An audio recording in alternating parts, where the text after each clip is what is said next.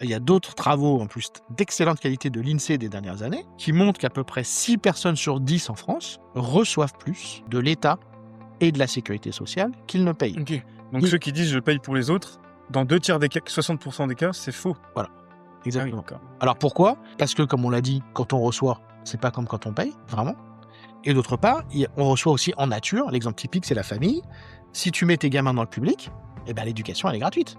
Et donc là, en fait, c'est si tu as plusieurs enfants, c'est 20, 30 000 euros que tu gagnes, entre guillemets, chaque année. Mais évidemment, ils ne sont pas sur ton compte, donc tu les vois pas.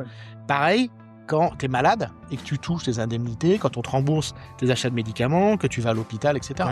Quand votre femme accouche, un accouchement, c'est très cher aussi. Un accouchement, c'est très cher. Les routes sont gratuites. Ouais. Enfin, l'éclairage public, etc. Bon, voilà, donc, et donc, pour revenir à Zucman, quand il nous dit que les Français ordinaires, et après il dit même les Français populaires, complètement fous, payent 50% d'impôts sur le revenu, en fait, il nous décrit un pays qui ne peut pas exister, où les gens ordinaires paieraient 50% d'impôts sur le revenu, sous-entendu net, alors que non, vraiment, ce chiffre est débile. Je suis désolé de le dire, ce chiffre est débile.